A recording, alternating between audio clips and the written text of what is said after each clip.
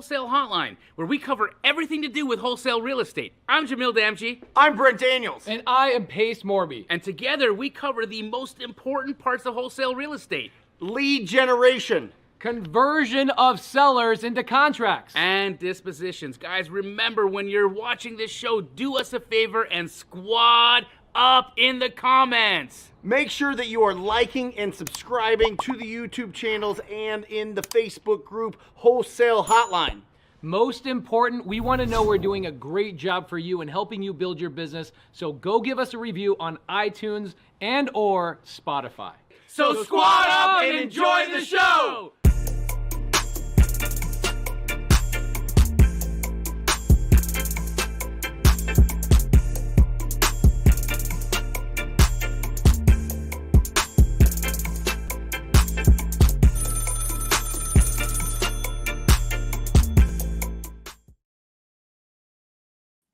Listen to this. Poor people do the wrong things. Rich people do the right things. Wealthy people own the right things. Ooh, I like that that. That's there, right? really good. That's right. Wealthy people own the right things. It's wonderful. I love that quote. That was from Alex Hormozy. I heard him say that for the first time. I don't know. He was quoting somebody else. I don't think it's an original quote, but I really, really, really like thinking about that because there is a big difference between rich and wealthy. You know what I mean? 100%. There's a big difference there. And we want everybody on this show to not only get rich, but also to get to the point of really building wealth. Rich That's people, when you really are making an impact. yeah, because rich people can become poor again. Oh, yeah. And I've been done this. there. You know, I got rich once, and then I became poor, Mm-hmm. and then I'm back on my saddle again here, Mhm. and I'm working towards building lifetime wealth. That's it. That's the goal, right? That's it. So interesting that you say that. I love Alex Hormozy, by the way. He's the bomb.com of a dude. But Pace says something, and he quoted John D. Rockefeller, Okay. and he said, "Own nothing, Yeah. control everything." Yeah. So I wonder if we can take this one step farther. Mm-hmm. If we could say that are there super wealthy people own nothing and control it all? Is how do we take this one step further? Because I love what Alex is saying in that wealthy people own the right things, but who controls the right things? Got it. Love it. Got Right? it. I see where you're going. Let's I see where you're let's go Let's like crack this straight Inception on this. First of all, welcome to Wholesale Hotline number 109. All right. We're at 109. We've got an incredible guest today. Don't we, Pace? Ingrid, one of my favorite people on the planet. You guys are going to love her spirit, everything about her journey. Man, she's been real estate investing for like 25 years. You guys are going to love this experience, this just tons of wisdom. She's been doing this so long. I mean, she just did like her 50th deal the other day and made $255,000. $255,000 on a wholesale deal. Okay. 250. Okay, I lied twice. Okay. It's a $250,000 deal. And also, she's been in this game for less than a year. Absolutely, yeah. Less than a year. In the game, you mean in the game of investment real estate or real And estate honestly, in general? I would say the first part of this game that a lot of people don't talk about is how long are you going to consume content before you take action? Mm-hmm. That's game number one. You guys all played Mario Brothers, right? Nintendo.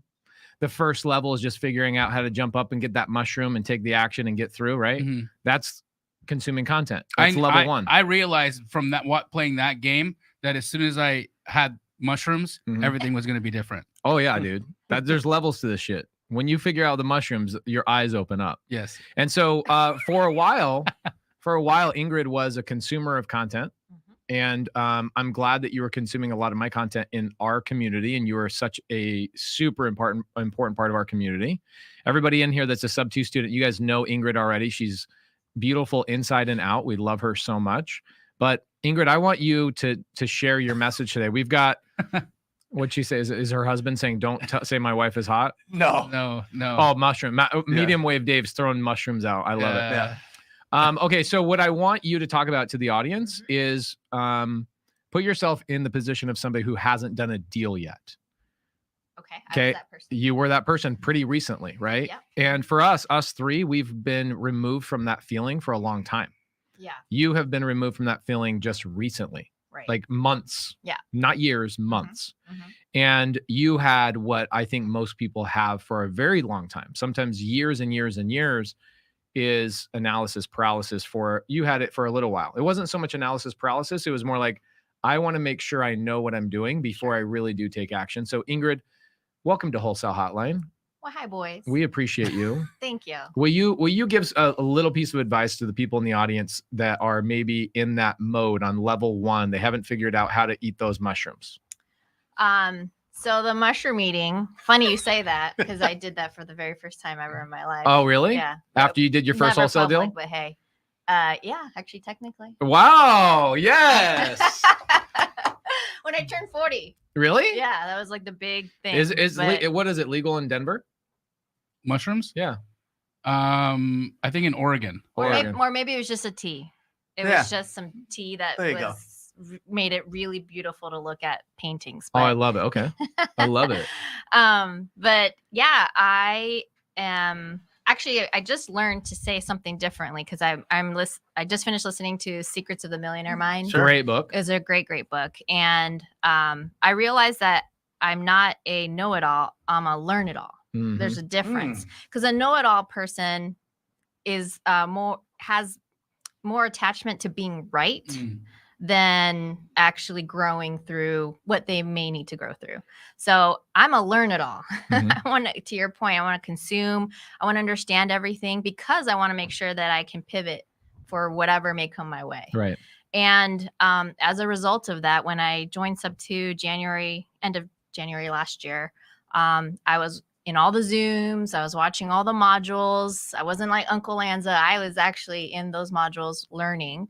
And towards the summertime, I recognized that my cousin was in Sub2. Yeah.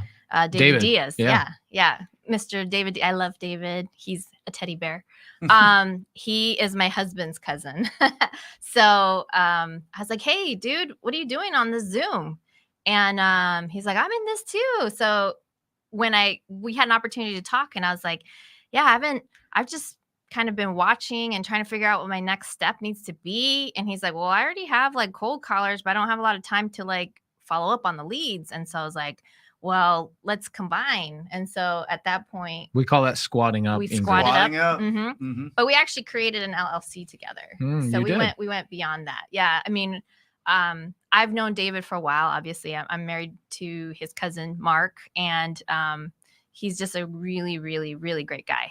And from there, we started meeting weekly, figuring out what we're going to do. And then that's when I started being more consistent, actually taking action and like picking up the phone. And I think I only got cussed out twice, Mhm. but for the most part, like everybody was really cool with me Yep. on the phone. And I Yep. was like, what am I fearing?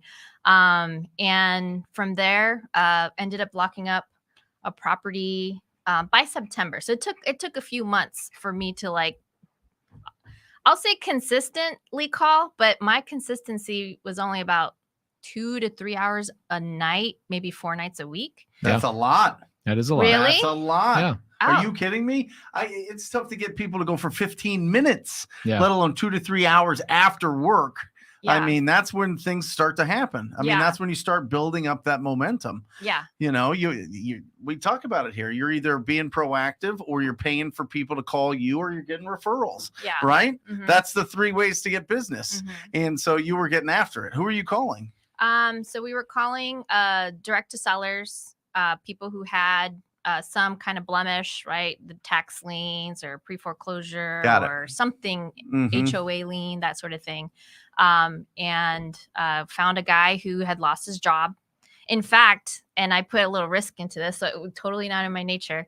I mean, we gave him money for a good month or so to be able to pay for groceries and a cell phone That's because awesome. he didn't even have money Sure. to do that. Yeah. Yeah. Before you So- were in contract? Before I was in contract. No, I was in contract. Okay. But we were struggling to get him to get to the finish line. So, Got it. Yeah. Because he needed some help. Yeah. But I mean, we built some good rapport. I understood his situation. I believed him, and so that's how we helped him out. Got it. Awesome. I want to go on a segue real quick and come right back to that. So super important for a lot of people to know, like that's not a requirement in this business is to put money into a seller's pocket before you close escrow. However, there's a lot of people that do it. Right. And I used to take my son Asher on buy appointments with me, like back in the day when I was going on all my buy appointments. And I would take him around all the time. And I go on this appointment with him and go inside the guy's house. It was a Saturday, right? So I could take my son. 115 degrees, no air conditioning.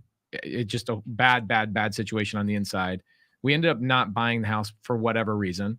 And we leave and my son's like, are we going home? I go, no, we're going to Walmart. So we go to Walmart, we buy groceries. And then I also pull out $500 of cash. I go back to the house and I give it to this guy. By the time I had taken my son on this appointment, I'd say he'd been on 50, 60 appointments with me over the course of a year. Mm-hmm. And we leave this guy's house and my son reaches over and never, like my son is very bashful, right? Mhm. And just kind of keeps everything inside. Mhm. And he reaches over and he touches my arm as I'm driving. And he says, this is what I want to do for a living. Aw. After all that time, Mm-hmm. Mm-hmm. it was that moment. He felt Mhm. it. He felt it. He saw it, right? Warmed him up. And so Yeah. there's a big part to this business a lot of people don't see. Mm-hmm. And I'm glad that you guys obviously participated in that. You guys took a little bit of risk and put yourself in that situation because those good feelings are what I think we all get addicted to in this business, like Of helping course. people and all that kind of stuff. So Mhm. continue going forward. Sorry about the deviation. Oh, so that was the first like contract, right? And it took a while. In the meantime, we squatted up with Anthony Pappas, who's Yep. like a huge land guy here in Arizona, Mhm. knows all the best people to, disposition your properties to. And what was really great about Anthony, we met him through Soul Pod. It's Mhm. like a meetup that people have here Yeah, in Arizona. Templeton. Templeton's Yeah. meetup, yeah. And I recognized like, oh, wait, this land guy did a deal with this like house guy. Like you guys work with each other, like legit. And after that, I introduced myself to Anthony, got his phone number, and my husband knew about it. It's all good. Love Yeah. it. Love it. And so after getting Anthony's information, we were able to reach out to him to get like buy price on stuff. Cool. And so for land, because I don't know shit about land. Right. Like, Yeah. Right. And Jamil, what's the equation for land? 30%? 20%, 20%? if it's on the outskirts or lower, and if it's infill between 25 and 30. what do you mean by infill? Means that you're going into a pop-in part of town, knocking down an old structure, and then rebuilding. Oh, okay. So 30% of ARV. 30% of stuff. final sale price. Yeah. Okay. Now I know. But with Anthony, we had this land deal that my husband actually locked up. Mhm. And Anthony was like, here's your buy price. And my husband was like, no, I'm going to do better. So he our buy price by Anthony was 40 and we got it for 35. Nice. What kind of land was it? Well, here's the funny part. I thought, oh, this is a piece of crap property. Nobody's going to want this because there's like a double wide on it and it was like a mess. The whole property was a mess. And I was like, somebody's going to want to tear this down and replace it with something better. No. Cash flow. They're like, yeah, cash flow. Who All day. cares? Yeah. Mobile home on a piece of dirt. Yeah. Don't Yeah. get me excited. Yeah. We had to help with the like getting the tenants out. Like Mhm. I personally had to get all like the letter done, get the guy to sign it, like have it certified and sent, right? So that could get done. And then we that was our first wholesale deal. Anthony Okay. dispositioned So it. hold on. Uh-huh. Your first wholesale deal, there's a common thread here. What's that? The common thread is squatting up. Mhm. Yeah. You literally, so you 100. squatted up with your cousin who you didn't even know that was in sub 2. Right. You start generating leads. You start taking action. Mhm. You then go to a meetup. You then meet Anthony Pappas. Anthony Pappas gives you information about land. Mhm. And you guys then go, oh my gosh, this actually could be a deal. So Yeah. common thread here, guys, everybody in the chat. Yeah. There's a big reason why we are so consistent on Wholesale Hotline. You think there's times on Mondays where Brent, Jamil, myself are like, you know what? I want to be with my kids or I want to do something else. We do this live for this exact specific reason, is because we want to give you guys an opportunity. And your phone actually went off as an alarm to remind you to jump on Wholesale Hotline. Mhm. I see you in the chat every single week Mhm. Mhm. because you see the power of squatting up and how important it really is. That's how you got your first deal. Yep. Taking action and squatting up. Correct. Okay, so you got your first deal. Mhm. Now there's a couple of guys. I don't see them in the back thing though. Did I text you the link? Yeah. I Okay. sent it to them. Tell those knuckleheads to get in here so we can call them in here. Knuckleheads, get on this. We have link. Ingrid has a deal she's going to tell us about, guys, and then we're going to jump into Q&A today. Do we mind if we make a quick announcement? Are you able to make the quick announcement? Have you already made the Are we quick allowed to? announcement? I don't think we're not allowed. That's They're not allowed It'll to have to even be- say anything about it? about the thing. Blah, blah. Yeah, we're not allowed to You say. can't tease it? We can't. I specifically. Listen, you guys will find out really soon, but yeah, get at these guys. See if you can, DM them, Yeah. DM them, Yeah. all, Find out and what's as happening. much as possible to Find find out- out what's happening. Wait, It's wait, very hold on. exciting. Hold on a second. It's I think very could we do exciting. this? Let's not pace. We might be able to do this. Huh. Can we say we're going to be in this city on these dates? Yeah, And Yeah, that's you all. can say that. Where are you going to be and what date? Miami. So something's happening in Miami, Oh, okay. Yeah, March 25th to 27th. got it. It's a thing. Yeah, It's a big thing. yeah, Sometimes people say it's 10 big things. right. And it's been a dream of Pace and I Yeah, to talk on the big thing. yeah. And Well, looks like you finally got granted the right to do it. Okay. We're gonna get in trouble. One thing while we're getting these other guys in here, I want to tease two things. Okay. Ingrid, you just made $250,000 on one deal. Well, I didn't. We did. Yeah. I understand. Yeah. We're leading into it. So Yeah, okay. you just had a deal that made $250,000, a deal that both Brent and I passed on. That's right. Yeah, Say Yep. that's right again. Correct. yeah. Yes. Okay. So we're going to jump into the story of that. The second thing I want to talk about is on Wednesday night. Wednesday night, if you guys don't know about this, the car that I've been talking about, Mm-hmm. Jamil and I bought a car and we are going to give it to somebody in need here in Arizona.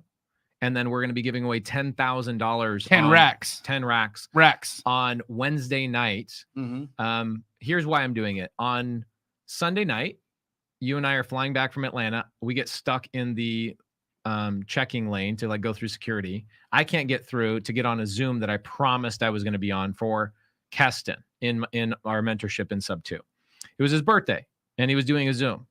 And I said, man, I'll make it up to you. Here's what we'll do. We'll donate $10,000 on your behalf Mhm. to somebody in the community that needs the help. And we'll do a live all about raising capital because it's something we constantly are getting questions about. Like, how do you raise money? How do you raise money? How do you raise money?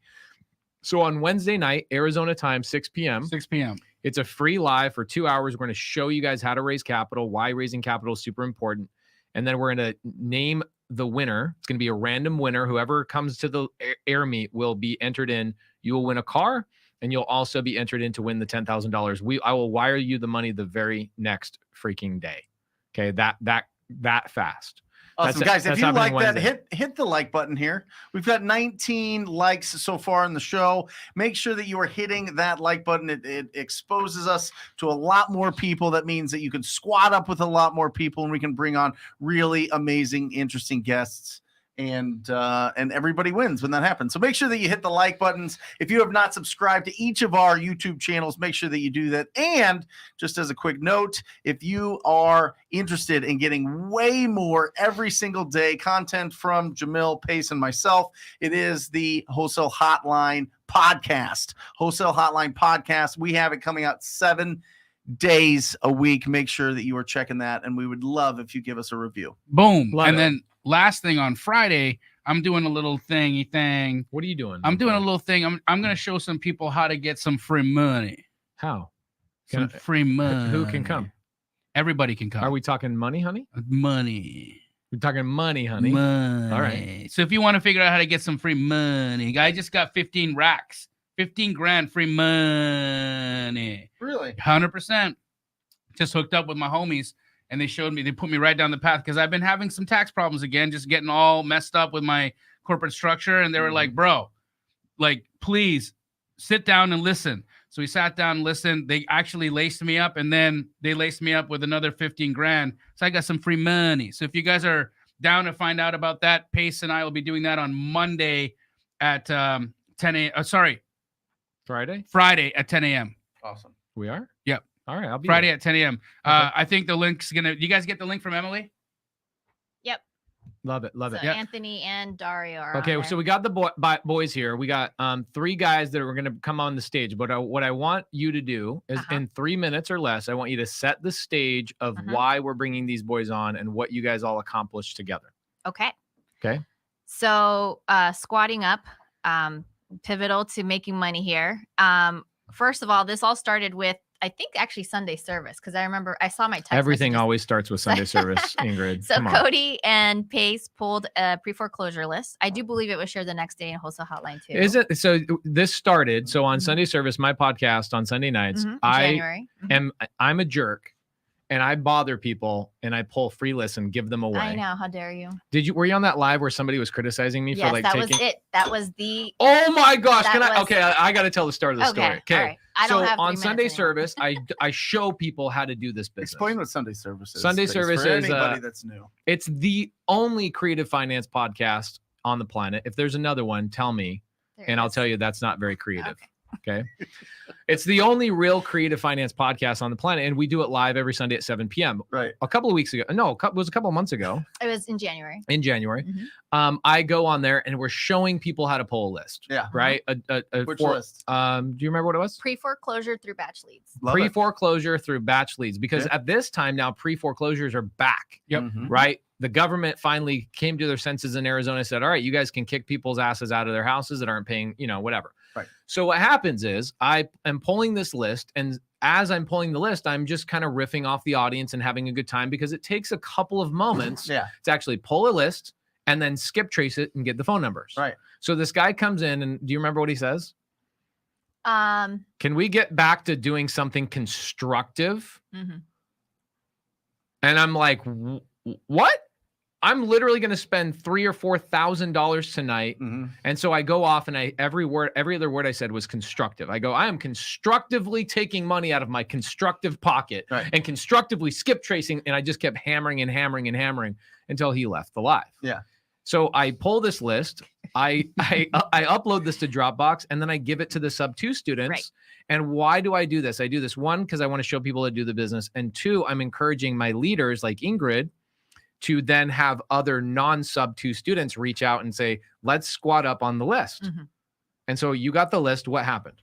Well, Dario had already been taking action. He did driving for deals, and at the time, he couldn't afford to skip trace it. Okay. So once again, that go giver, right? Like me and David were like, let's just skip trace it for him and send it to him. Love it. Right? Like so. That's what we did. We had a couple leads that didn't like really work out. And then I actually reached out to Dario. I said, hey, do you want to work this list? Because I know he needed lists. And so Right.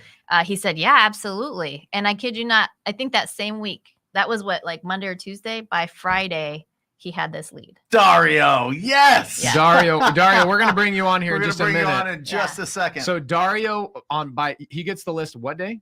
It might have been Tuesday. 'cause So he I think gets it that's when he Tuesday. posted. Following Monday, he has this lead. Friday. Damn. Tuesday to Friday. Damn. Yeah. this lead we're talking about, the big deal. Yeah. I'm Uh-huh. going to write down some questions because I want to hear what Dario's like Yep. flow was and all that kind of stuff. Yeah. But let's get through the He story. said he started at the bottom instead of the top because he's like, I'm sure everybody starts at the top when they call. Interesting. And so he started at the bottom. Yeah. And then so I'm on the phone with Anthony because he's so amazing. I'm like, hey, this is how much you want to set a goodbye price. He's like, yeah, lock it up. And so It was that fast. yeah. So people argue with me all the time. Uh-huh. Okay. But this is something I've been doing with Jamil for years is that I get a lead and I immediately go to Jamil. I go, what's my buy price on this? Right. And my first 100 deals I sold through Jamil. Mm. And I was like, it's made my life so easy that all I had to do was focus on lead generation. So that's what you guys did. You focus on lead generation. Mhm, You squatted up with Anthony, who's really good at land valuing. mhm. And you go, what price should I lock this? This is what the seller wants. Yeah. Anthony immediately goes, lock it up. So you guys lock it up. Yep. Mhm. Then what happened? Then I think that's where a lot of the drama happened that actually Anthony kind of sheltered me from. Mm. So we're under contract with the seller and we had a end buyer who then left, who Mhm. said, no, I can't take this to the end. Was this before or after I turned it down? It was after. I first Was it called before you. or after you called me first? I called you first, yeah. And then Thank you, Ingrid. yeah. And then afterwards, well, because if Anthony's When did Brent like, that's a Brent good turn price. it down? I wasn't involved when Brent turned it down. Some of you talked to Ryan Zolan, who I do the Millionaire Anthony. before. Yeah, Yeah. there you go. Anthony probably talked to Ryan. He sent it over to me. I said, hey, you might want to talk to Luke Rotfold, and Luke Rotfold bought it. And by the way, I'm going to be earning some nice interest on this deal, by the way. Are you staying involved? Of course. Bro, you better pay me back for this list that I constructively paid for. Did Ryan get his hands in that deal as well, or no? I don't know. You would know better than I would. I think Anthony did. No, though. Anthony, like, again, I was sheltered. All I know is that the first buyer walked out, and so then he reevaluated the like what the deal was actually worth, and realized I locked it up too low. And so he calls me. He's like, Ingrid, I have some bad news. I'm like, oh shit, what? He's like, our buyer left. I'm like, okay. And he's like, you want to hear the good news? I was like, oh, there's good news. And then he tells me that he locked it up higher. Yep. And I was like, oh, that's why Anthony's the man. Yep. I love it. So you guys had a buyer walk away. Don't be afraid when a buyer walks away. It prepares you for an amazing set of news. You guys sell it at a higher price. What was the price you guys locked it up at? 1.3 million. $1.3 million. And what kind of land is it? It's in Beautiful. Sedona. It's in Sedona. Tell me about it though. So Has red dirt. So Zoning, size, what's the scoop? the plan Sound that was plans? already prepped, it was for 10 units, 3-bedroom, 2-bath, 1-car garage. And when you just do the simple math, like 1.3 divided by 10 units, like, oh my God, the price is really good for Sedona, right? Yeah. Like, Oh yeah. just like the typical home assessment for me. I was like, okay. But 90% of the foundation was already poured. All the permits supposedly had been good to go at that point. Found out some drama around, like, how quickly those permits needed to be actioned on. And then, yeah, I mean, honestly, Anthony took it from there. Like, he's my guy. So you guys locked it up at 1.3. You sold it at 1.55. Mhm. Amazing. Okay, so originally, so you got who's involved here? So Dario, Let's bring Dario and Anthony up What's here. that, Dario? There we go. There we go. Boom, boom, guys. Welcome to the show. Unmute yourself there, or we'll do it. Both I got y'all yourself. Dario, you up, dog? Yeah. There he is. There we go. Anthony popped on his Android. Anthony, switch over to a laptop or something, dog. Turn your Android off. Dario, so you made the call, right? Yes. Where did that call go? Okay, so I'll try to keep it so simple. I've been watching a lot of your videos. Thank you so much for your videos, for your content. Jamil, thank you so much for your content as well. I'm learning how to comp properties. Pace, thank you so much for providing that list that day. And Ingrid, just for helping me and supporting me and all this process. And Anthony to taking it to the next level. So, so simple. It was like, as Ingrid mentioned, she sent me the list. I started calling. By that time, I was using Google Voice, which like that sucks, but but it helped me. I got like half an hour to make calls every day on Google Voice because it crashes every day. So it was my chance to shoot the shot there that day. And I put the list from the bottom to top because everyone else goes from the first to the last. So I did go to the last for the first. And it was The like first shall be last, and the last shall be first. Wait, was he hand dialing? Are you, Yeah. were you hand Yeah. dialing, Dario? hand dialing on a Google number? Like you literally just took this thing here and you put in a phone number and you press call and you talk to somebody? a little bit faster, but I didn't have a dialer. So I used Google Voice and the spreadsheet. So I was just copying the numbers to Google Voice. That's it. That's it. Somebody, Corey G just said one call away. That's absolutely the truth. I mean, you never know unless you're having conversations all the time. You never know when the conversation when you're going to have that conversation that all of a sudden you make that 42,000, that 250,000, that 100,000, that 5,000, that 500, whatever it is. You know, when we're building our business, we start off on faith. Yeah. Faith that we can do this. Faith that what we're doing is the right thing. But when you cross that bridge to it being a fact, your brain changes forever. And then when you do it, when you make it a giant, massive, huge deal, we call that over 50K, joining the 50K club. That is when things really start going and really start. All of a sudden, you start thinking, you're probably thinking, I can do like a $500,000 deal, right? I can do a big. I was like, why am I not focused on land, honestly? Right. So, Well, here's the thing that's really cool about this. Dario ended up at one point believing how much was he going to make? 10,000. He thought he was going to make 10 grand. Because that was our first buyer. Okay. Okay. What Ingrid didn't tell us is that she kind of held the information back, and she surprised him when they found a new buyer that he was making $50,000.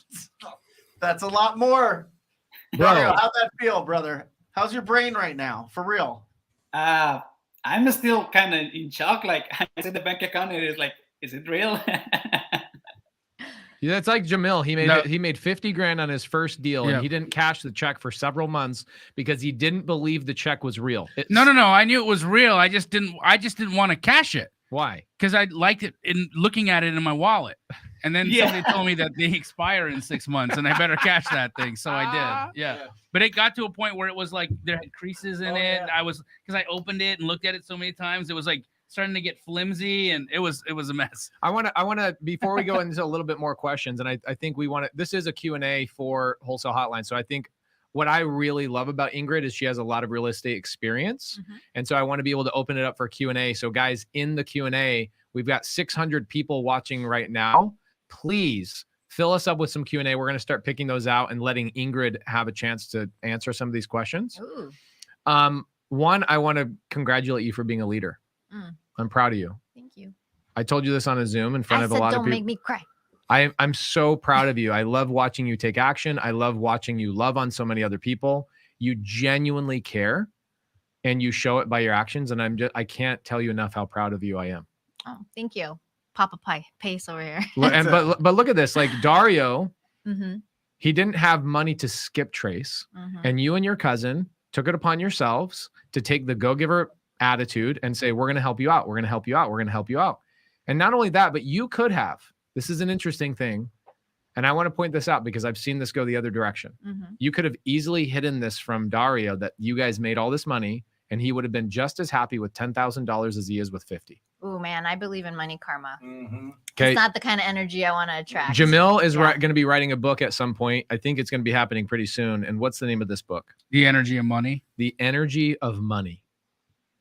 And I can't tell you, Jamil talked about this on Saturday. We spoke at Justin Colby's event, and Jamil talked about the residue that good money and bad money leave on you. Mm-hmm. And you have good residue on you right now. You have great karma. Well, the way that you attract more opportunities to you like that is by continuing to bless people and to provide opportunities for other people to win, right? You can't stop that snowball.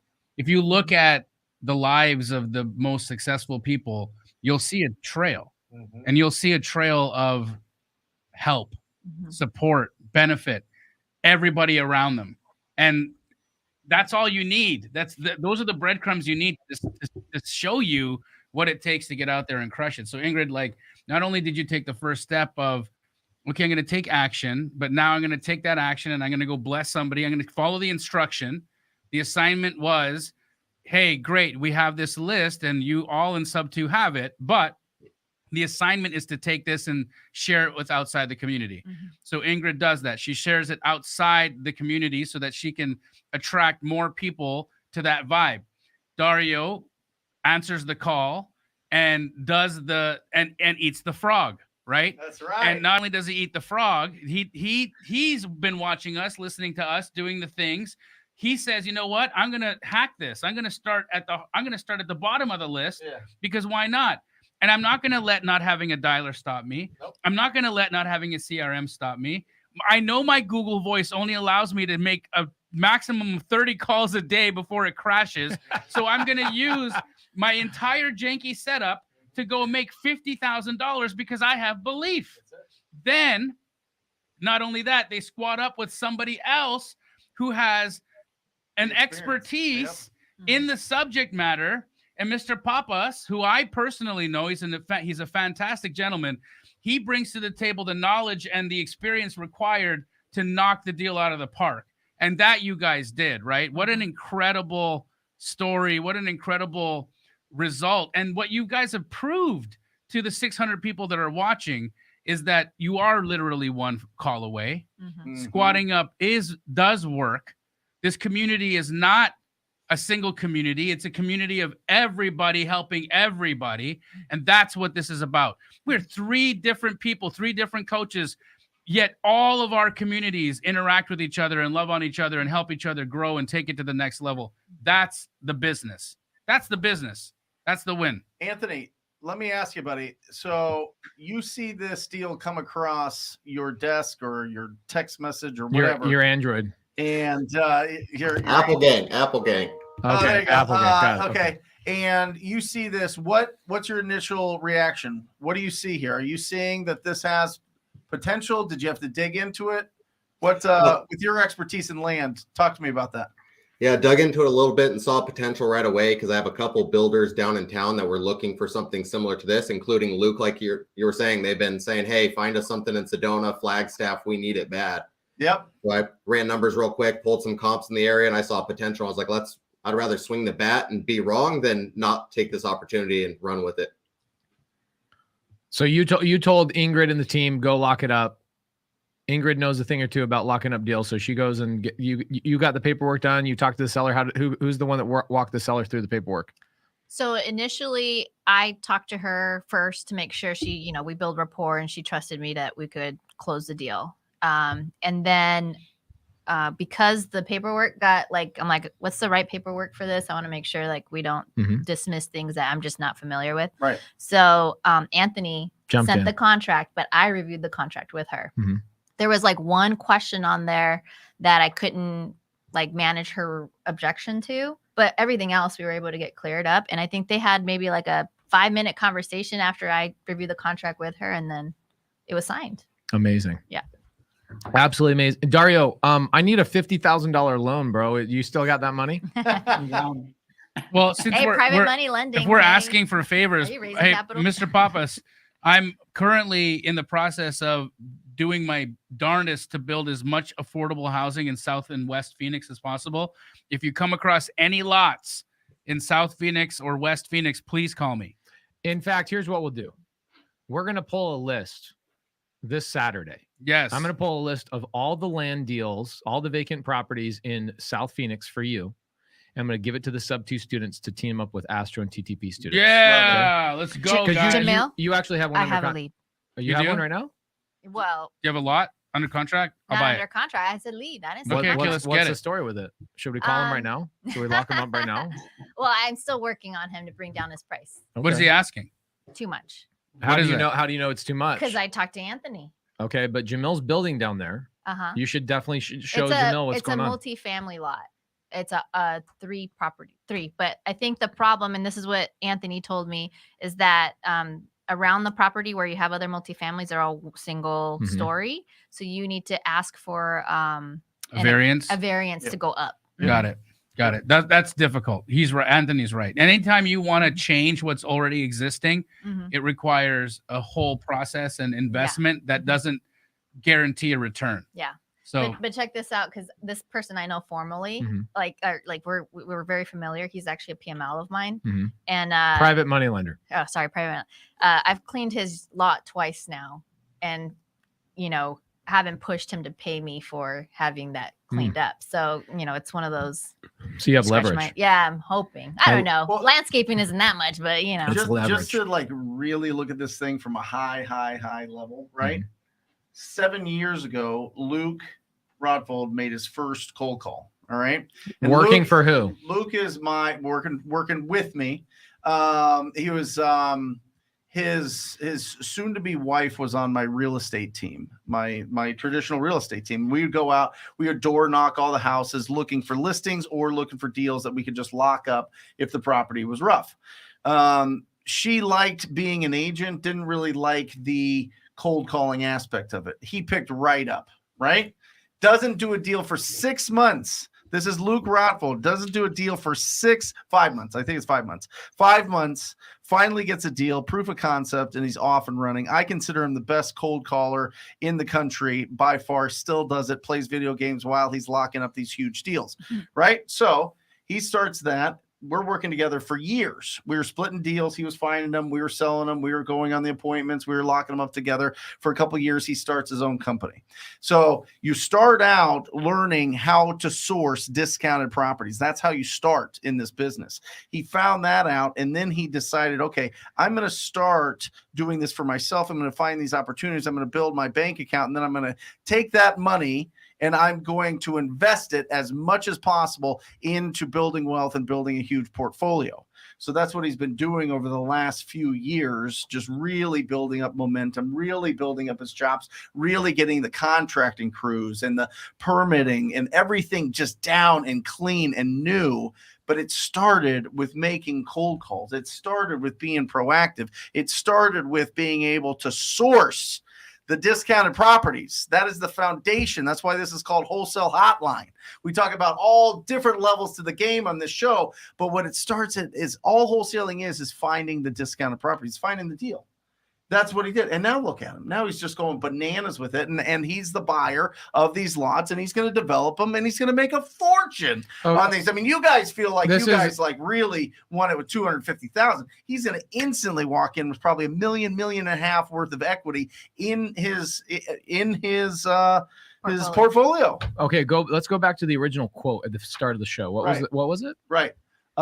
Poor people do the wrong things. Rich people do the right things. Wealthy people own the right things. And Jamil put a stamp on with super wealthy people control the right things. So Luke started out as a rich man by doing the right things, looking for discounted properties, coming and working with a guy like yourself and making calls, right? Do the right things. A lot of people are in here. Rich. Right. Yep. A lot of people are in here, guys. The door of opportunity is wide open for you. You're in the right.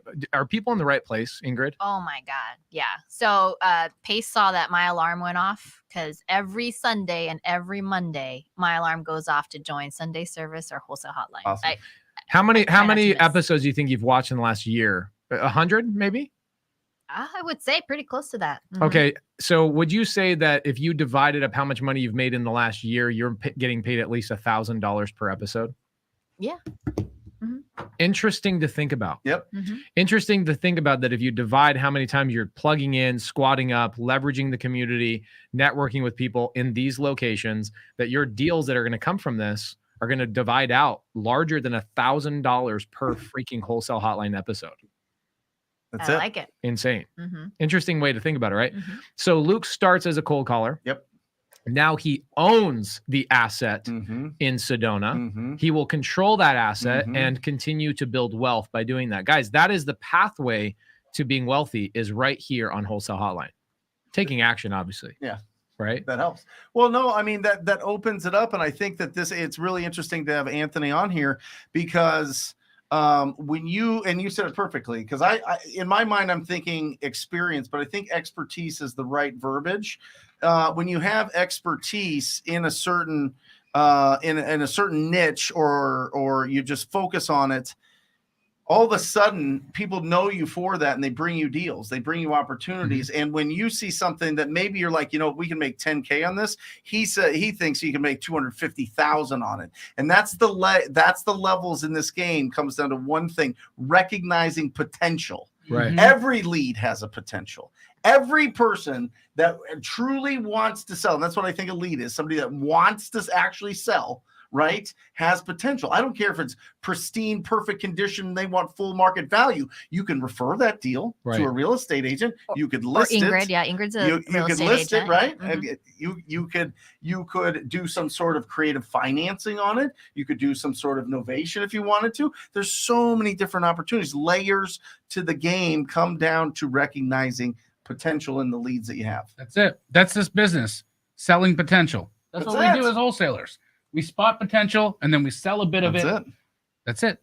Mm-hmm. That's it. Okay, so Anthony, proud of you, man. Thank you for being such a badass in the community and helping so many people out. It's amazing to watch you over the last couple of years just continually work your ass off. And I'm glad that you switched over to iPhone Gang. That's really cool. I was bullied into it. Dario, $50,000. One of the most common questions that I've heard Brent answer over the years is, Brent, what should I do with my first check? Keep it, Dario. Dario, I think legitimately you and Brent need to have a quick conversation for 2 or 3 minutes about this $50,000 before you go buy a Lamborghini or whatever it is. What can you do with $50,000? You invest in yourself by getting more expertise every day, or leveraging expertise by either getting a mentor, a coach, somebody that you're squatting up with, whatever it is. You can leverage expertise. That's what really, really, really successful people do, right? And make sure that you're investing in lead generation. I mean, that's what that is going to be everything, and double down on what got you there, right? Triple down on it. Keep making the calls. Stay humble. You got to wake up tomorrow with the mentality that you had before you got the check for $50,000 that I have zero money, I have zero leads, I have zero opportunities. I need to hunt for my family today. That's the mentality every single day. You go with that, you can't lose. You literally can't lose. Yeah, my acquisition guys, this is where they failed, right? I for a while I had acquisition guys that would average between $12,000 and $18,000 a month take home, and they're working maybe 25 hours a week. Sure. When they get a big check, 10 grand, 15 grand, what typically happens with an employee mentality They versus go on vacation. PTO. PTO? Paid time off. That's 100% right. I could tell you the laziest times in most acquisition people's lives are right after they get a big juicy check. Next thing you know, they're in San Diego for a week and a half. They've got this, they got that, they got whatever. That now the problem is they not only have to come back, but they have to remotivate themselves and build that momentum. Right. Momentum is so critical for mindset, don't you think? 100%. It's funny because as soon as I get a wire, I feel broke. Why? Well, why? Because it's when I'm getting the wires that I'm feeling good. It's like when I know stuff, when my pipeline's coming. But the moment it hits, the moment my wires hit, like I'm like, I gotta do this all over again. Right. It's time to make more wires. It's time to bring more wires. And it's like I'm not even counting what's in there. I'm only looking at what's coming. Right. And I think that's the key, right? What a lot of us do when you have employee mentality is you're living off of what's in there. You're always on what's in there. And what's in there is where you get your capacity to live, your capacity to travel, your capacity to enjoy things. It's what's there. And you don't necessarily understand that your capacity to receive is exponential and limitless. And it's because of that you rest in those positions that get you ultimately down back to zero. Love it. Well, so we've spent 45 minutes here. The thing I was excited about was not only talking about your deal, I was really excited about having you on here and helping out with some Q&A. Yes. So I would let's keep Anthony and Dario here on the screen. Matt, can you make our screen a little bit bigger and put those two handsome guys? Yeah, there you go. And real quick, guys, I was unable to put my link for our Friday, our Friday live on how to get some credit, but that's in my bio on IG. So if you guys do want to sign up for that, it's in my bio on IG. Awesome. Love it. Okay, cool. So let's go through some Q&A. I'd love to have Ingrid actually take a shot at this, because I think what's fun is that for the last year, you've been here watching other people get their questions answered by us. Yeah. And you probably never think like, oh, I'm going to be on Wholesale Hotline actually answering that and being behind the screen and seeing what we see, right? Yeah. So let's get some Q&A going. Go to that one. Start with Jamil. Make sure that it's a really hard one. Like I want it so hard, Ingrid just goes, I don't even know. I will say, we went to that clever investor thing, and you're like, ooh, the mentor has become, the mentee has become the mentor, or something like that. I was like, oh, that's such a nice. It was great. She was in the audience, and they started, basically Cody Sperber's up on stage, and I'm up on stage in a panel. And we go out into the audience and we say, hey, here's a really challenging deal. What would you do with it with creative finance? And of course, Ingrid, being in a creative finance mentorship, she stands up and answers the question better than anybody on the panel did. I mean, these are like attorneys for creative finance. Yeah. You're a badass. No patience. What do we got? And I think you can also. Oh, this one's great. Yeah. Ingrid also is a licensed real estate agent, guys, so she can speak to both sides of this. Also, Ingrid, for people that want to look you up, how can they look you up? On Instagram, Ingrid, spelt with a Y, INGRYD_Hernandez with a Z at the end. Ingrid_Hernandez. Perfect. Mm-hmm. Put Love it in it. the chat, maybe. Yeah. Hey, Jamil. I am a licensed agent and wholesaler. I'm thinking about locking up listings for some agents so they can bring their off-market stuff. What do you think? Well, I'm trying to understand, Daniel, what's the exchange here? Because it's not really clear to me. Maybe you missed the line, or maybe I'm not reading this correctly, but you're thinking about locking up listings for agents. Okay. In what capacity? Are they sending you on a listing appointment? Are you generating the lead for the listing? I need to understand what locking up listings for agents means in exchange for them to bring you their off-market opportunities. So, I'm unclear. I understand agents bringing you off-market opportunities because I survive off that. Our whole company survives off that, and that's a real thing. But what are you going to do? When you said I'm going to lock up listings for agents, are you the setter? Are you the closer? What's your Can I take a what's guess? your capacity? Here's in it? what I'm guessing they're Yeah. saying.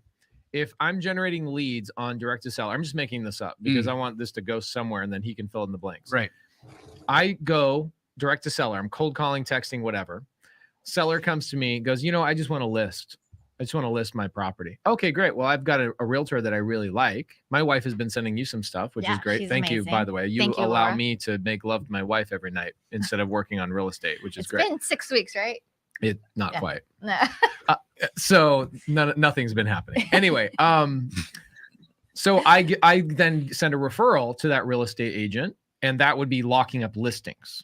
That's what I'm assuming. That's the only way a wholesaler could ever lock up a listing. Would you agree with that? Yeah, like referring business to an agent. If we're being very literal, I think that would be the only way that conversation. I really could hope go. it's not. I'm going to lock up listings that you have on the market so that we become buddy and then cancel. Those deals. That doesn't work. Yeah. So that's why I'm asking for clarity here, because I don't think the value exchange was clearly defined here, Daniel. So if you can tell us, what are you doing for the agent? That would be super helpful. Daniel, fill that in because I think this is the next good question, kind of leading into this. Yeah. Parker says, Ingrid, I want you to answer this one for us, okay? Mm-hmm. If I come across leads where the seller wants to list the property, can I legally get a referral fee from a realtor if I bring the lead to a realtor?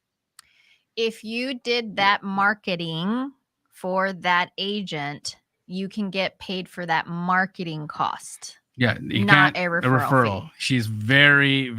I love how Ingrid answered that. That was spot on. Could an spot agent? On. Could you, as an agent, yes, can you go and find somebody that is like Dario and say, Dario, I want to pay for your dialer. I want to pay for your lists. I want to pay for your skip tracing. I want to get all that stuff. But when you come across listings, you send them to me. That's right. Could you do that? Yeah, because he's literally so people could get their whole marketing paid for by real estate agents by asking that question. But you got to be really careful about this because when if you call for an agent and they're paying you on a success. No, I'm not saying that. Right. I know what you're saying. You're saying they're just paying for the marketing. That's totally okay. That's 100% okay. But it's when they get incentivized per success. Yes. That's when it becomes a commission. No, I understand. Yeah. But you could go and approach a real estate agent that might be doing well and say, hey, listen, I'm going to go after a lot of off-market opportunities. If you're starting out, if you have a cousin in the business or a dad or a friend or something, you could go to him and say, hey, listen, if you pay for my marketing, I'll give you every retail lead that I come across, and hopefully you get some listings. Yes. Yeah. Right? And when I first started as an agent, we used to get our lists from our title company, and we used to leverage our loan officers. That's not possible, Ingrid.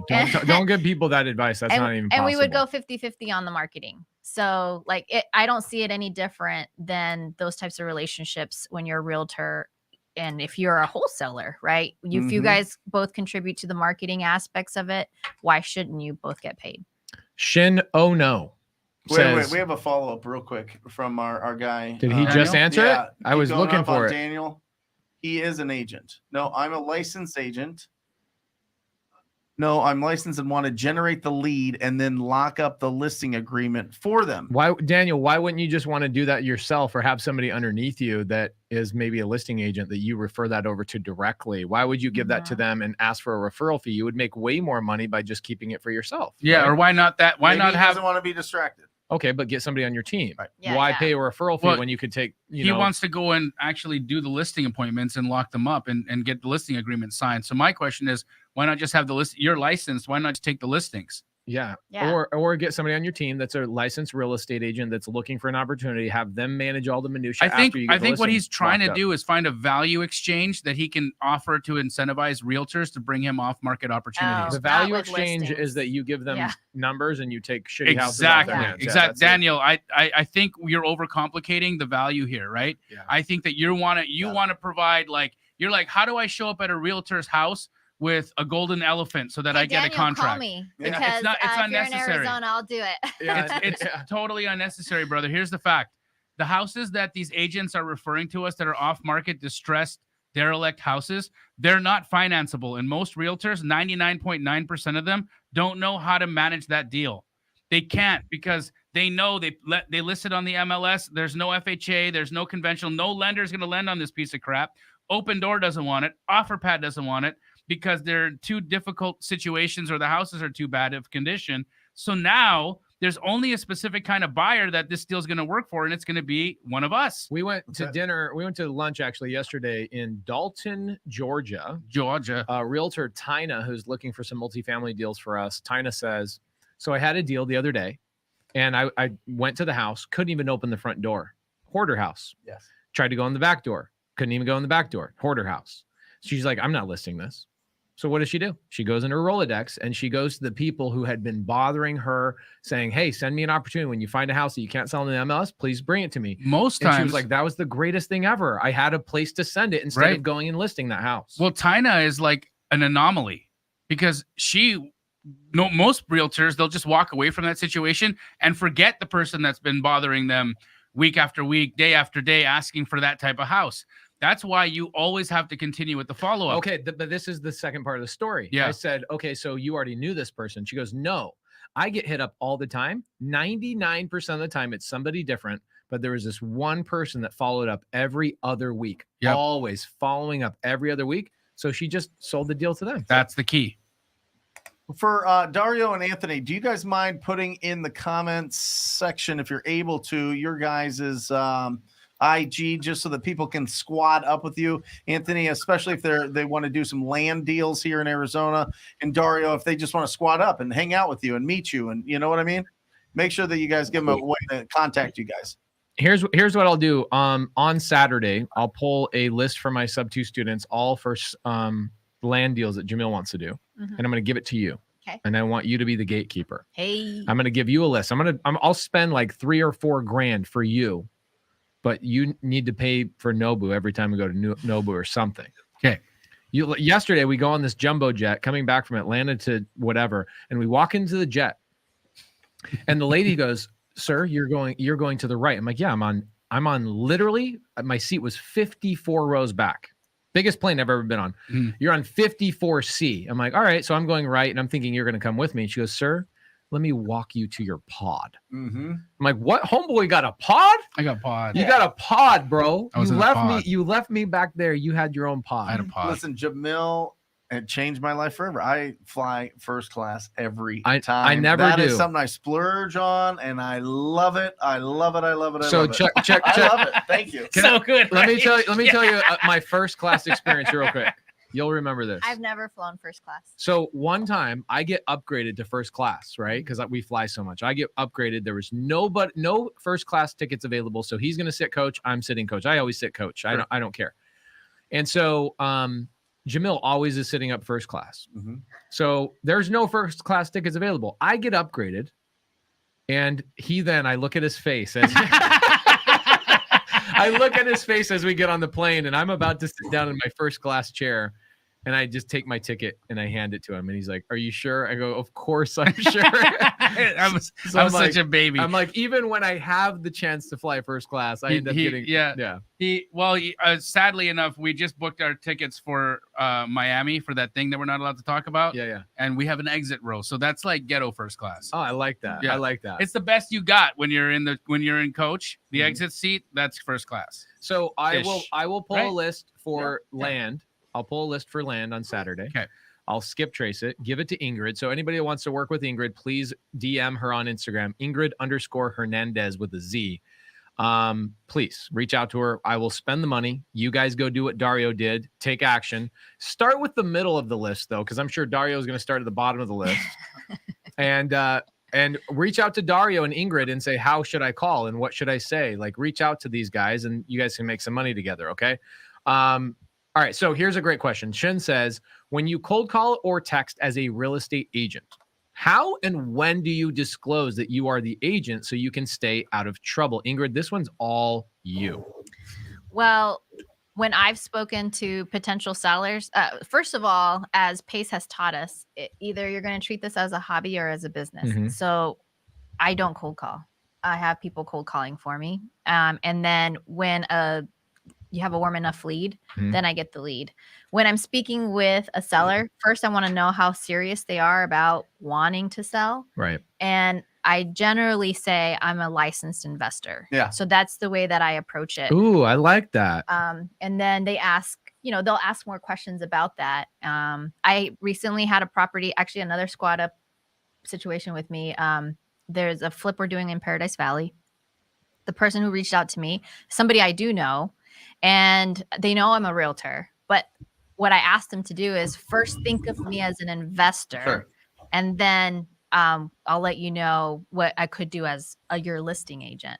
So generally speaking, I give them all the options. Love it. Here's what you would do if it was a cash deal. Here's what you would do, or how much you would make and walk away with if it was a creative deal. However that needs to be. Now I'm having to include the Morby method. Oh, yeah. And then we Don't have talk about the listing. Morby method, Ingrid. Nobody knows about that. All right, cool. Secret. Yeah. It's a secret. So I love to just say, if you are a serious seller, here's all your options, and you don't have to go to anybody else. Yeah. I have all your options for you. I am the gatekeeper. I am the buffet. Just choose where you want to eat. This is very much that's the Monique Walker approach. If you guys want to go watch that episode, it's a phenomenal episode. Mhm. Monique Walker and you Incredible. probably make $1 million a year or more together. Mhm. I love Monique, but I love watching you guys make more money together. Like you and I are traveling around the country, and I'm driving, so I can't make money. I'm driving, always, and you're over there. I don't know where to go. I just made literally. If I follow you for 4 seconds, we're going the wrong direction. Yesterday in the airport, I'm like, bro, where are you? We're this way. Anyway, so go watch that episode with Monique Walker. Type in Wholesale Hotline Monique Walker on YouTube. You guys will go see that episode. You can see a little bit more. The thing that she's missing is she's missing the creative finance element. Yeah. Which I love that you have that. And I also think that you're leveraging the community more than anybody that's a realtor right now. And I love that. And you're just starting. Yeah. I see you're just starting, but you've caught it. You catch the vision. You're going to crush it. Well, and with my business, although I know that Wholesale Hotline is to like, hey, how do we wholesale more? The way that I approach my business is how do I keep this? Yes. And then I think about how do I wholesale it? So that's usually my approach. Awesome. Okay. So a couple of things. Medium Wave Dave, you know him. He's amazing. He is amazing. He's a fellow mastermind student with you. Ingrid just lit everyone else on fire. It's a scorched Mother Earth. Basically, anybody else that comes to that seller that has that house, they're going to say, well, I'm an investor. Mhm. They're like, okay, well, Ingrid can list my property. She can be my investor. She can even partner with me on the deal. Yep. She can buy it with me and buy it from me and give me terms at a higher price. There's so many opportunities that you have that you bring to the seller, which is really, really cool. Okay. A lot of squatting up going on tonight, guys. Yeah, go ahead. While you're picking something, can I pick your brain a little bit? So let's say that you're out there and it's somebody that the property's dated, right? But they want that they want that high price, right? It's not something that that really makes sense as like a wholesale deal or a fix and flip or adding to a portfolio is probably going to go to an end buyer or something, right? What approach do you have? What are you going with? Are you going with listing? Are you going with creative? Are you going with, because you said the buffet, how do you approach somebody that this is a dated property? I mean, it's not like pristine, brand new built, but they still have expectations of a lot of price, right? So that one, I'm already thinking potential novation. Okay. Or secondarily is just a step 2 or seller finance hybrid, because I can give them the price they want if they can give me terms. Right. So those are the two. So what would you approach? What would be like the terms that you would throw out? You know what I mean? Because I talk to a lot of students that are, well, I don't really know how to throw out terms to them without like offending them, of being like, well, I won't put anything down. I'll pay like $500 a month for like forever. Yeah. You know, or whatever. Like, how would you structure something? So generally speaking, on that first call, I let them know that this is even possible. Okay. Because I think the first call is this even possible? Am I crazy? Yes, most sellers are crazy, but and then what I do is I do the math, and I'm very like I'm like, this is all math. Yeah. If the math works, I can do that number. Yeah. If the math doesn't work, I will show you why the math doesn't work. Yeah. And I think when you're that transparent, then one, you're building credibility, right? So then you become that expert you want that seller to look you as, right? And then secondarily, then you can really feel confident about closing that deal. Got it. Because if the math works, then you should be able to find cash or lending, however it is that you need to get the deal done. Okay. And then you work it from there. Got it. So if it's a owner financing on that, you want to give them their price, although it needs some work to it to be updated, but you want to give them their price. Yep. How do you, what are you giving them a down payment? Do you start there with the negotiations? Do you go, how much do you need per month? Like, how are you pulling it out of them to see if this is a good creative? You know what I mean? Yeah, The most important thing ever before you even get there, she's got a deal right now in Chandler. How's that deal going, by the way? The Chandler deal. Oh, no, that went poopers. Oh, did? Okay. Yeah. Well, so it was brought to me the same way a lot of deals are brought to me, and I go, well, what's the income? Yeah. Right? Because if you don't know what the potential income on a creative finance deal is, there's no way you can. You mean rent? Yeah. Rent or Airbnb. Yeah. Right? Or whatever it is. So with that deal, it was a $1.5 million property. And by the way, I'm not afraid of the millions anymore. So holler at me. Yeah. Love it. But part of the problem was that the people who actually do luxury Airbnbs could not give me the data that supported their income. So they were saying it should make between 126 and 150,000 a year. Right. And I was like, okay, pull me the data. Tell me how you support that. Yeah. You know, because I understand it's somewhat of a conflict of interest, right? Because they want to manage it. So I want to know, how did that happen? But what she means by that is they want her to buy the deal. Right. So they're going to give her numbers to support her to go buy the deal so that they can manage a property that brings in $150,000 a year, because at $150,000 a year, how much do they make? 20 to 20, sometimes 20%. 20% is a luxury. A luxury. Airbnb. So they're going to bring in 30 grand a month or 30 grand a year on her buying an Airbnb. And And so so the owners? No, it was a property management company. So you start brought you the deal. a seller says, I want $1.5 million for an asset that they would give you owner financing on. Yes. The value does not matter. Yeah. The value does not matter. What matters Price and is terms, baby. right. What can I make with this? Right. What can I make with this? So the first thing is, what's my income? So she reaches out to this Airbnb management company. 5 of them. 5 of them. She's an action taker. Yep. And one of them says, oh, it's $150,000 a year. And she goes, okay, so give me the data that supports that. Yeah. And did they give you that data? No. One said 126, another one said 150. The others didn't even respond back to me. I did try. So there is sort of, I'll say, a ceiling with AirDNA, because it focuses more on your average Airbnbs. It doesn't focus on luxury. Yeah, I struggled. I know I was struggling. I was like, who the hell can I call? I need this number. And I just couldn't find it. But I took that as a sign as well, because this was a custom home area and there were no Airbnbs. Right. And so I was either going to be the first to prove it. And could I take that risk tolerance? No. Where I'm at right now, I couldn't. Right. And so, and then I couldn't give the data to support somebody who could take that risk. Right. So for in like the end, back in the day, what I normally would do is I would get involved and I would do the homework, but I'm now at a point where I just go, I'm not looking at the deal unless you have the data. Yeah. So she brought the address and I go, I love the house. I love all the stuff. I'm okay with the down payment. I'm okay with everything.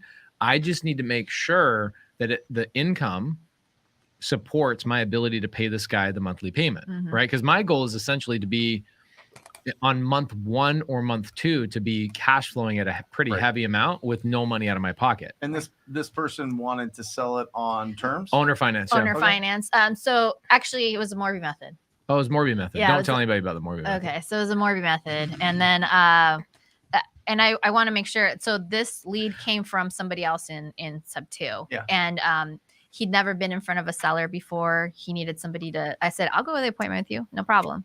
And in fact, we were going to get booted out the door right when I got there, but I was able to save it by, I really did have a buyer who's looking kind of in that $1.5 million range. Yep.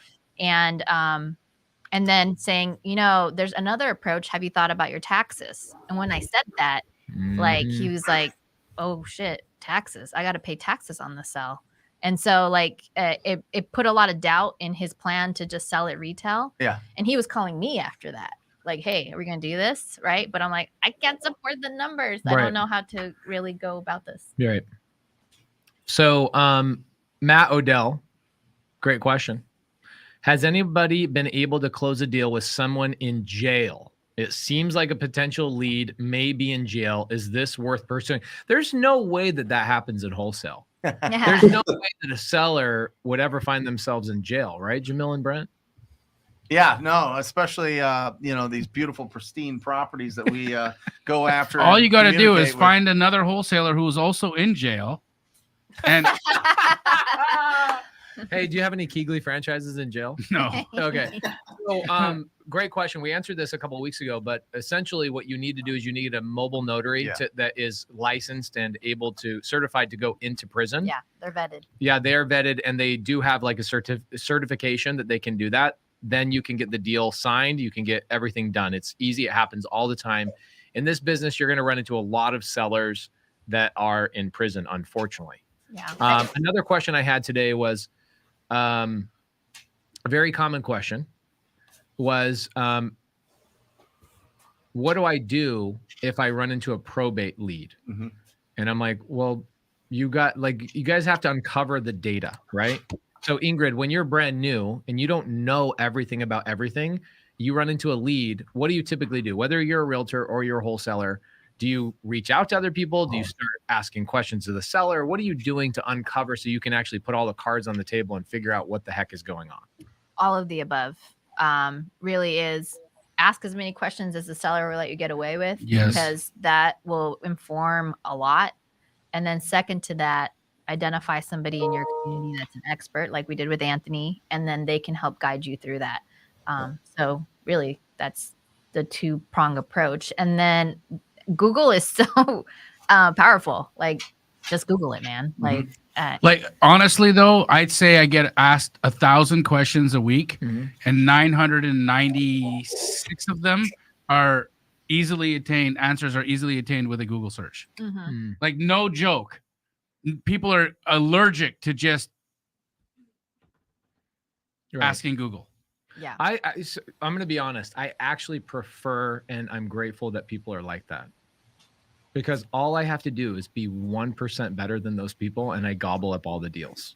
There was a point a couple of years ago where I go, I'm really not even that smart. Like, how am I buying this many deals? I'm like, oh, because I actually use the resources directly in front of me, and I actually go find the answer. Yeah. So being resourceful and like actually taking action and networking and squatting up with other people and leveraging stuff. Probably the most important question I get, though, is how do I protect myself from people taking advantage of me when I am squatting up? Right. So was there a fear mentality because you came from being a licensed realtor to jumping into wholesaling? Was there a mindset shift you had to take on that said, look, the people around me in this community are not going to take advantage of me, and I need to take a leap of faith? Walk me through that, or did you already have that? Well, I'll even take it a step further. Me and Dario, we never even had anything on paper. Oh yeah, So, that's how I honestly, it's how I operate most of the time. Yeah. And I think that this community is so small, like your character and how you act in it is going to get out. Right. So as much as you think like, oh, again, back to karma, like back to like the energies that you bring, like that is going to bring it to you. Like I've had several people reach out to me and like, I'm super transparent, like 20% if you don't have it under contract, 50-50 if you do. And if I want to keep it, then we'll talk. Right. Yep. Like, what does that look like? Yep. Right. Because I don't want to sit there and negotiate something that I feel, at least right now in my journey, like I can afford that. Say that again, 20%. 20% To the person who brings the lead. The lead, right. It's a lead because it's not under contract. Right. If they bring it to you, Mhm. you'll pay them 20% of the total deal, the net amount. The that you profit. Make. Wonderful. Correct. And then if what's the 50-50? If it's under contract and I need to either disposition it, Yep. right? Well, it really is just at the point is dispositioning it, getting the right people and eyeballs Getting in people front to of it. the finish line, getting it closed. Correct. Right. Mhm. Love Yep. it. Yeah. Yeah, there's one thing that I really have been thinking about a lot, and you mentioned it last week, Pace, because we went around and we talked about the chicken and the egg, right? Yeah. Buyers first or sellers first? Buyers first. And yeah, well, it's a very interesting thing because when you're starting out, I think that you can build more confidence going directly to sellers, and they're a little bit less intimidated in my experience than somebody that has a lot of, like somebody off the streets walking up to Pace and trying to see what he's buying type of thing. I'd rather go knock on my neighbor's door and see if he wants to sell. I just think it's just human nature, but I totally get it. And I've been thinking about this a lot. And the reason why you guys are the biggest in the country is because you guys understand what your buyers are looking for. Yes. Mhm. If you know somebody wants to buy in zip code 85302 and they will pay retail for anything over there because they have some strange strategy that they want to just buy in that area forever and they just love the community and they want to buy there, you can sell that deal for way more or lock up deals that you didn't think were really deals because you already know you have the buyer for them. All day. And you have 80,000 of those people Yes. in one market. Yes. So are we saying find the buyer first? 100%. You have to have a buyer. You have to. Here's the thing. Market research is super important, whether you're selling a shirt, selling falafels, yoga gear, cars, trucks, whatever it is. If you don't do market research and you start creating a product, you're an idiot. Well, It's like putting a Lamborghini dealership in El Paso. Bro, you ain't selling a Lamborghini. Exactly. And if you put a minivan dealership in Beverly Hills, you ain't selling a freaking minivan. Understand your buyer first and then work backwards. And the thing is, you guys understood Anthony understood your buyer. Yeah.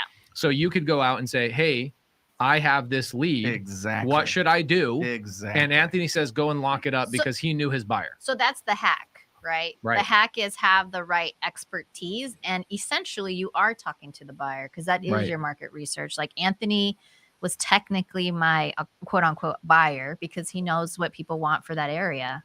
So it's essentially the same thing. Anthony, how long have you been doing it? Wholesale 2.5 years now. And why land? And how'd you get into it? I got sick of going after houses, started virtually driving for dollars for land and tried something different and it stuck. So I said, I'm going to go all in and learn this niche here. And that's all I've done.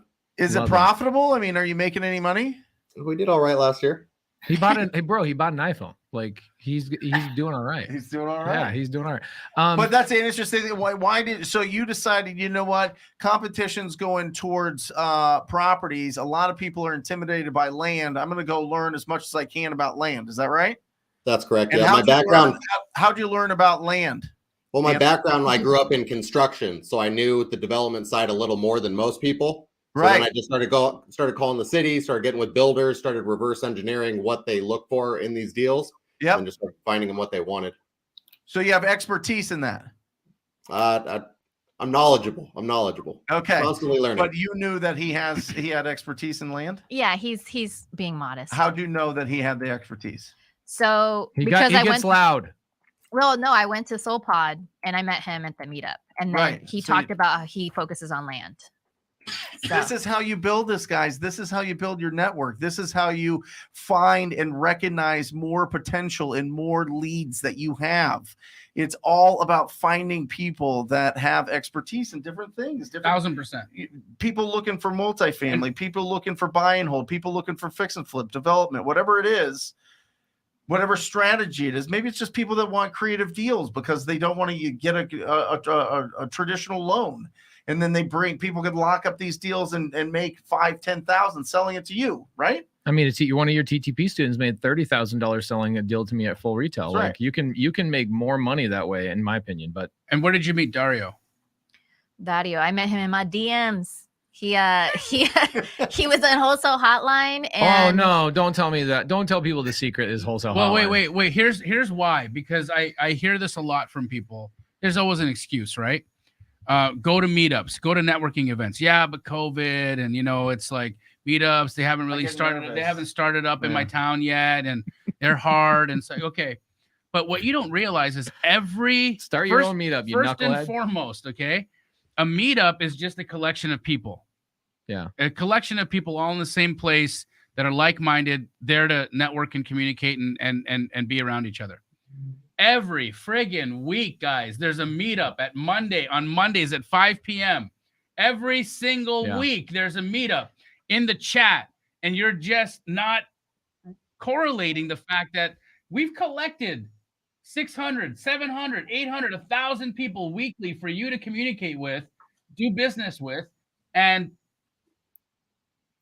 you're not taking it to the next step. But you showing this today is exactly laying out the blueprint for everybody. Mm-hmm. This is how it happens, guys. Or maybe people are taking the step, but it just hasn't hit yet. Yeah, right. It just hasn't hit. It's and reps and reps and reps. Look, Luke Rottwald is the nation's best cold caller, and he didn't get his first deal 5 months. for 5 months. 5 months. 5 months, yet you're 2 months in and you're discouraged.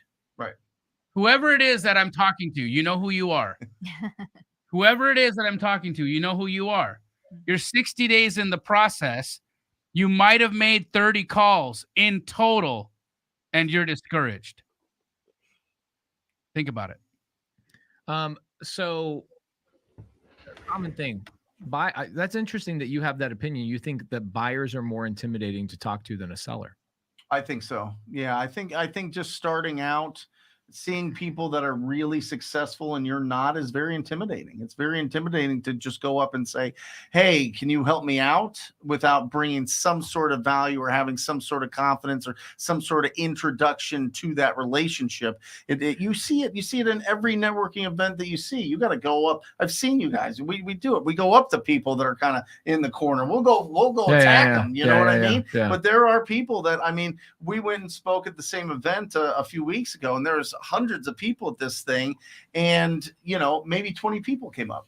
You know what I mean? Yeah. Like, it's cool, but it's your biceps deflect people, bro. No, I just think that, I'm trying to put myself in at like 18, 19, 20 years old and not having a lot of adult conversations, or being 30, 31, 32, getting into this from truck driving or being a doctor or a nurse or accountant or something else. Great point. And you don't know the language, and you're feeling a little bit tentative to go up and talk to the people that are successful, because you don't know, is this person going to take advantage of me? Is this person legit? Is this person cool? Are they going to respond to me? Are they, how can I provide any value there? If I go, hey, listen, I just talked to my neighbor. He wants to sell this deal for $150,000. You think it's a good deal? That's a different icebreaker to 100%. break into a relationship with Jamil, with you, with me, with when Ingrid, I train on that, I do it live, and what I'll do is I'll pull a list of buyers. I'll niche it down to like 4 to maybe 10 buyers, and I'll call them, and I get a hold of the first buyer, and my line is always, hey, I'm a brand new wholesaler. I have no idea what I'm doing, and I need a friend in town. Yeah. And that's my opening line. And they're like, oh yeah, happy to help. What do you need help with? Yeah. Well, I want to look at, opportunities, and I don't know how to value them, and I want to go, get them under contract. Anyway, I do it live, and people are like, holy crap, that was the easiest conversation ever. I'm like, because as a buyer, do your buyers not hound you guys all the time? Like, dude, I need more deals. Where's my deals? You hound me every day. Like, that's the thing. It's like when a buyer needs a deal, they want a deal. They want to buy a deal. They want to buy a deal today. They want to buy a deal now. Yeah. Right. It's just how it works. You're in the buying time. Today's the day I'm going to make a deal. And so the facts is that first and foremost, if you're calling buyers and they're being dicks, guess what? They ain't buyers. Hang up on them. They ain't buyers. Okay? Hang up on them. Hang up on them, because They lose. next guy, they lose. We ain't talking money. Yeah, hang up on them. Right? That's it, though. Just don't even fuss with that, because the facts is that There are 99 other people that are kind, gracious, and are willing to talk to you like a human being and thirsty. And they want business. They want to do business with you. Yep. So don't put up with bullshit. Yep. Don't put up with people that are not going to be polite and give you time and share with you their skills and their expertise and their knowledge, because they're not motherfucking worth it. The people who are worth it are the ones that are, yes, I am absolutely a buyer, and tell me about what you have. Can next week on Wholesale Hotline, can we just call buyers? Can we spend like 30 minutes just calling buyers? Let's do it. Can we pull a list and then do that? And then we can just, let's come up with the perfect script and let's just call buyers for people. You down with that? 100%. Yep. I would love nothing more. Okay. You guys have my number. Oh, We'll yeah. call you. We'll call you. You'll be at the top of our list. I mean, Or the bottom. Or yeah, you'll be at the bottom. Started from the bottom now. Now we're here. You made Yeah. $250,000. Okay, so where should we do it? Where should we pull a list of buyers? Yeah, because it can't be Arizona. It's too easy for us, right? People think we're cheating. Should we do it in North Dakota or something? Texas. Houston. Houston? I like that. Houston's nice. Soggy. Houston is very soggy, and people are very people are kind of cutthroat in They're Houston. wet. Yeah, they are wet. And when you're wet, you cut throats. Yes. So Let's what do do what Houston. about I'm down with that. Houston? Yeah. Or Dallas? Either one, but let's choose the hardest place to call buyers. New Jersey? Oh. Where are people the most unhappy? Definitely in a cold in state. America? Yeah. Michigan. Massachusetts or Maine. Guys, next week we will be calling buyers. We will show you. Here's what we're gonna do. Wenny, I see you in here, Wenny. I want you to mark it down for Kelly Hanno to do a graphic. What we're gonna do next week is we are going to pull a list live, and we are going to then skip trace that list live, and we are going to call buyers and show you guys how to find buyers. Just remember, East Coast is 3 hours later. Okay, Yeah. so we got to do. We got to West do a Coast. West Coast. All right, sorry guys, we got to do West Coast. West Coast is the Washington. best. Washington, Cold. that's good. And what we'll do is we'll show you guys how to verify that they're real buyers, that they're not just a look. I sell deals to wholesalers. I buy deals from wholesalers. So what I'm about to say is not a negative thing, but we're going to show you how to verify that they're not a wholesaler and they're an actual cash buyer. And we will then call those people and ask them the questions and come up with a script. I'm sure we have a script. Do we have a TTP script We're to talk talking to to talk to buyers? buyers? Oh, bro. Do you have one? I am a script. I know, but Yeah. can we create one so people can put it on their thing and Yes, do the we'll thing? create it live. We'll create it live. We will craft it live. F it. And We'll then do it live. we will mint an NFT of it. Let's Yeah. do it. All right, guys. So that's what we'll do next week on Wholesale Hotline. Utah. That's too easy, guys. I'm Mormon, so I speak Utah. Yeah. And Jello, ice cream, Jello, Fry sauce. fry sauce. Is that Mormon? Oh, bro, Mormons consume more Jello per capita than any other any and ice cream. Ice cream capital of the world, because Mormons need vices too. Yeah. You know what I'm saying? Yeah. No weed, no mushrooms, no alcohol. You got to consume something. Soda. Oh yeah, and soda. What do we call it? So we call it soda. pop. We call it pop in Utah. It's pop thing. That's how I know you're not Mormon, Bo. When Bo says soda, I know you're not Mormon. We say pop. Pop. Can I get some pop? So guys, we got time for a couple more questions. I would love to hear a little bit more from Ingrid tonight, and I think next week we focus on finding buyers and we talk about that script and we show you guys real practical ways to find buyers. Because when somebody asks the question at some point in the future and they say, well, how do I find a buyer? And how do I talk to a buyer? And how do I go through that process? I think we need to have a dedicated show on just how to find buyers. Right. Go to Wholesale Hotline number 110, 110. and we got you, boo. Yes. All right, cool. Awesome. Ingrid, here's a good question for us. What is your plan for the rest of this year? You've invested in your education. Yeah. You're part of the coolest community on planet Earth. Mm-hmm. You are a leader in that community. People look to you because you have so much love in your heart. You're constantly giving people so much attention and helping them out. Are you fearful that you're going to not find any more deals this year? Are you switching up your game plan? Are you doubling down on something? What is 2022 looking like? Well, firstly, I still have a W-2 job. Why? And I still have why? Well, going She back, makes hella good money there. What is it? I'm a director of data management and strategy. I have an analytics team. And When then you a don't deep- know and a- what the job description means, Yeah. that means they make multiple six figure. So it's definitely not a $12 an hour job that I could just unplug and then have no excuses. So there's a level of security and stability I have to provide my family. Mhm. But even past that, because I have a very loving and supportive husband who's like, And he's hot. oh God, he's hot. Oh my God. So we've been doing, sorry, Bar. Do your thing. 75 hard, Oh, I know. right? He's He's lost, just getting Talk about shredded. He's no. Talk lost about 30 hard. pounds. Talk Shred about hard. City. Do you have a picture of him topless? We'll pop it up right now. Oof, I'll do that What's up? tonight. Put it on your Instagram stories, I will. please, and 'Cause, tag Brent. Yeah. that's Yeah. it. My And husband actually is tag me too. Yeah. So anyway, we're on like day 73, by the way. We Oh, only wow. have tomorrow and Wednesday, and we're done with 75. Incredible. Yeah. So Wow. where were we talking about? Real Because I'm estate. all distracted with my husband's hotness. You have a Yeah. W-2, Oh, yes. so you're doing that, and you're making calls after work, and you have your real estate license. Yeah. So I don't have excuses, is what I don't have. Mm-hmm. So recently read what is it? Miracle Morning. Yep. I didn't read it, I listened to it, so Sure. I couldn't think of the name. Yep. And then reading the 5 a.m. Club, reading like everything about if you want to be a millionaire, you got to do millionaire things. And millionaire people who are millionaires, they wake up early, not pace early. I mean, you could, not 3 a.m., but like 5 a.m. You could do 5 Get on a.m. my level. Yeah. And so I'm a 4:30 guy myself. Surprisingly, one of the most like things that nobody knows about Jamil, homeboy will text me at 4:30, 5 o'clock in the morning. I know a lot of successful people. You probably wake up earlier than 99% of people On I a know. Sunday, Very early. every day. Yeah. 7 days a week. Yeah. Oh, Yeah. I'm not playing. He's not a sleepy boy. He'll stay out all Yeah. night long, going hard all day long. We're flying all over the place, speaking, blah, blah, blah, blah, blah. Yeah. And you'll wake up at 4 o'clock the next morning. It's great.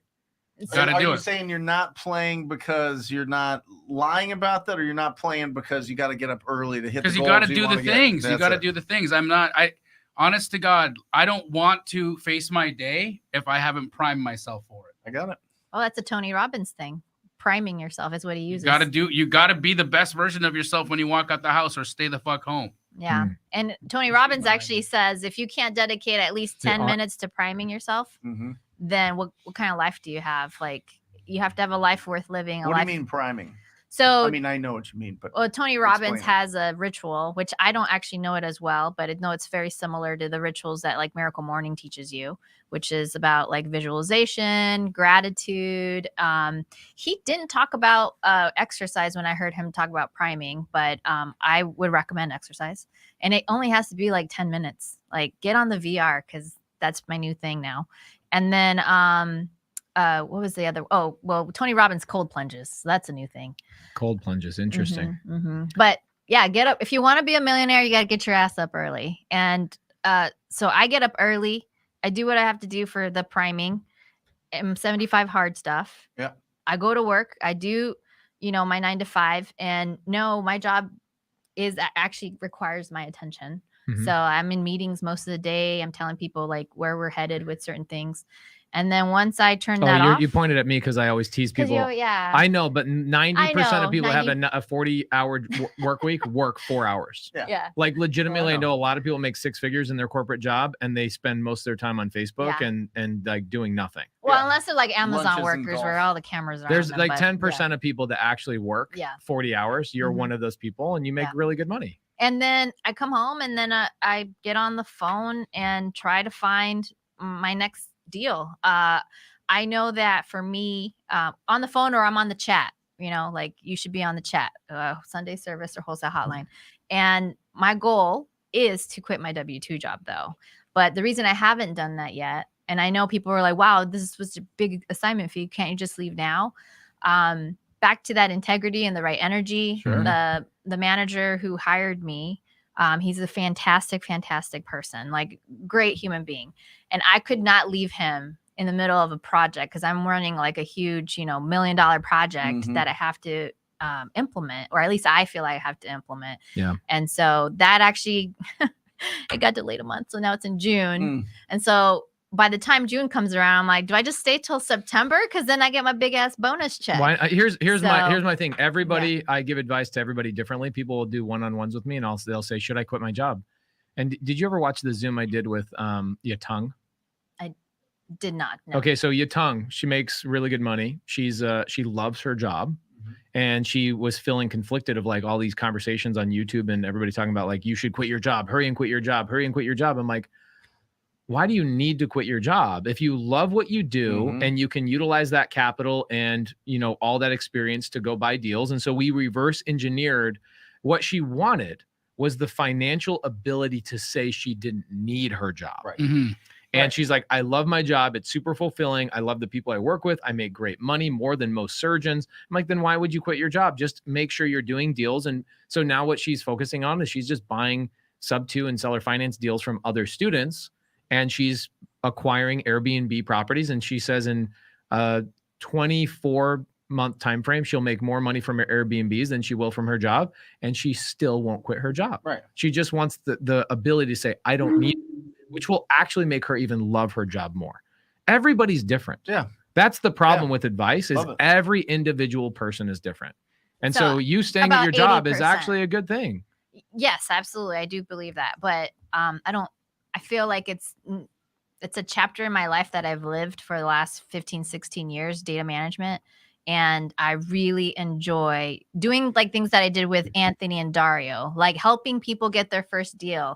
Having, I was called an angel sent from God this past weekend because we're going to try to help seller stop her foreclosure. Right. And like, I saw that. That's post. very addictive to know that the proposition in doing this role is that I have more face time with people and understand the value I'm providing, and you get that emotional connection.